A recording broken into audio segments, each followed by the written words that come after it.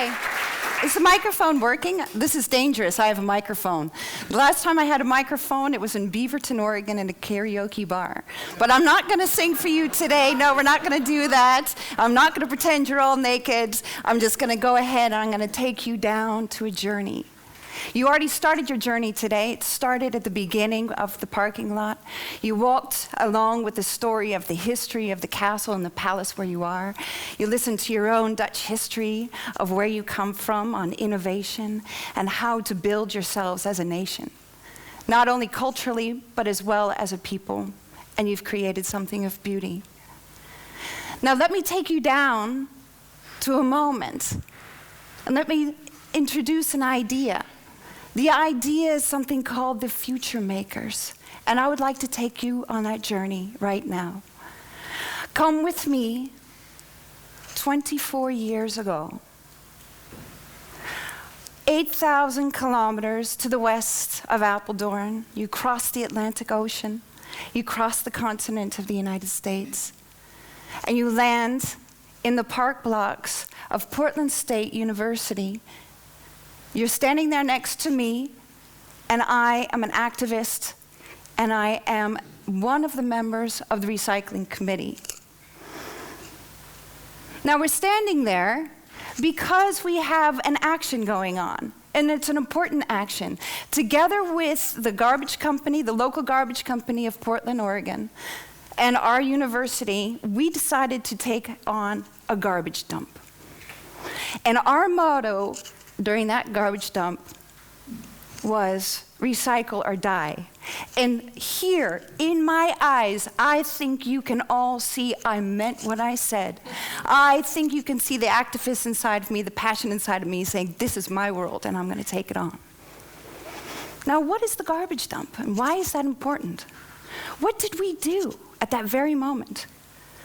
We, with a group of students, went into one of the buildings of the campus and we took all of the bins from the garbage, from every single floor, from the hallways to the classrooms to the office rooms, and we took them down to the park blocks. We threw everything onto the ground and we smashed it all over the grass.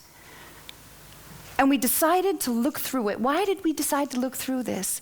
We did that because we wanted to see what could be recycled and what was waste. And we were shocked as we went through it. And as we start to dig through all the garbage and smash it all around the grass, people, the students, they walked past us and said, hey, what's that? What's going on over there? Bunch of crazy people. People from the building looking down through the windows. What is she doing? What are they doing? And there we are with rubber gloves, gas masks, garbage bags all over our body, afraid to get dirty, because we wanted to know and dig deep to understand what was going on. And in that moment, in that very moment, the president of the university came down and he said to us, what the hell's going on over here? And I said, we're doing a protest.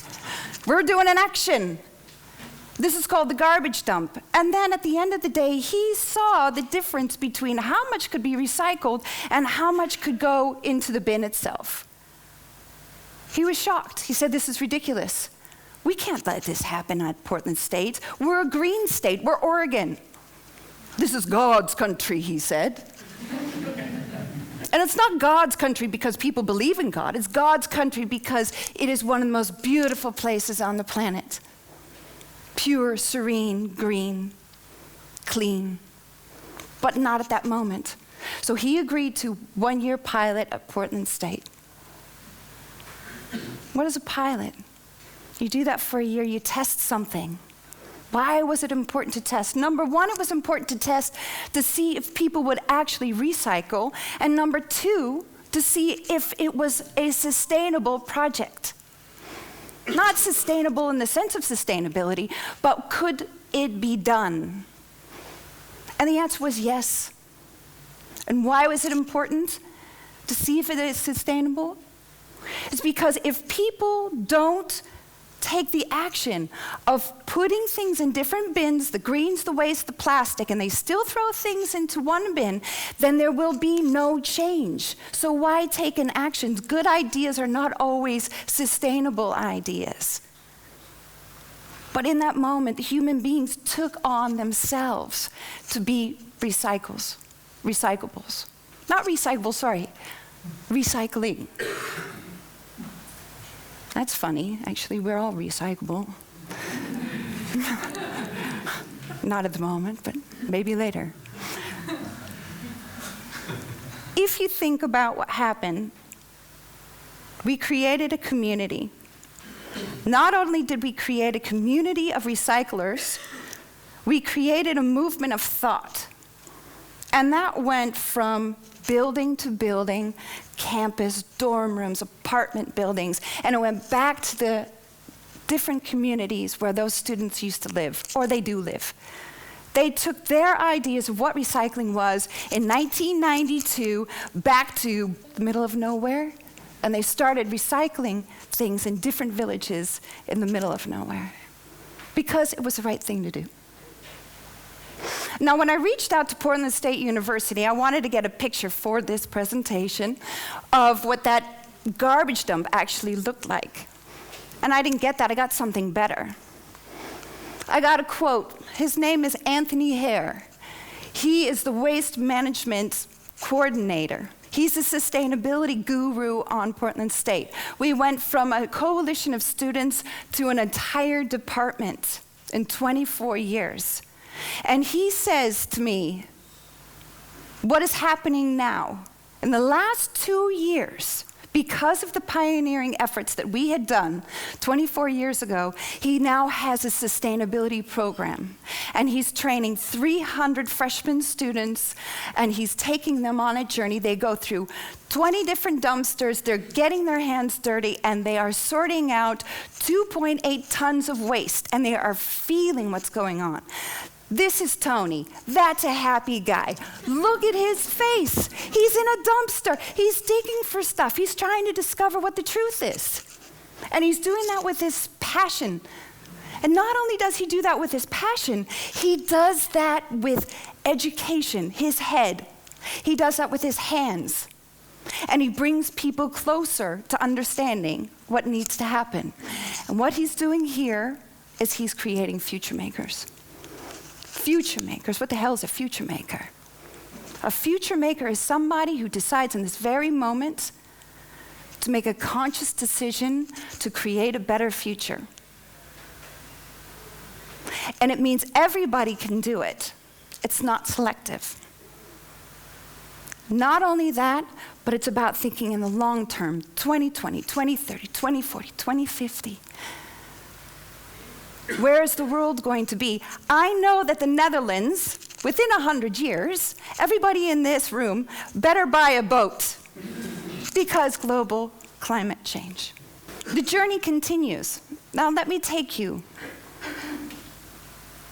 What I did 24 years ago has an impact on what I do today and what I've done up until today. And in 2014, I went to Antarctica with a really crazy guy. He's the first guy to go to the North Pole and the South Pole, Mr. Robert Swan. He is the founder of Foundation 21, protecting Antarctica against exploitation in the year 2041. What he taught us on that trip was really important. He taught us that inspiration is not enough. Action is required. Get your hands dirty, get in it, feel it, make it happen for you. Most important what he did, what he says, and that's key to this whole future makers concept. Ambition is not a commitment. Just because you say it's cool doesn't mean it's gonna happen. Walk the talk. Through that inspiration, you see these crazy guys? We went all the way in 2015 to the North Pole. Not to the North Pole, Arctic Circle. The unique group of people with 20 different people from all over the world. They're next generation wealth holders. On this devilish trip, an amazing trip, we created an Arctic Circle journey. They were individuals here. Look, college party, look fun, look exciting.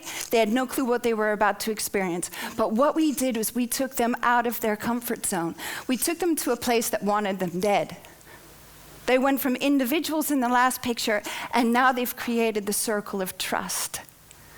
They were exposed to hardships cold. They were exposed to their own vulnerability, because this is a place that human beings become part of the food chain. If there's a polar bear walking around, you don't want him in your tent. Now, what's important about this is we had the guys think and reflect before they left.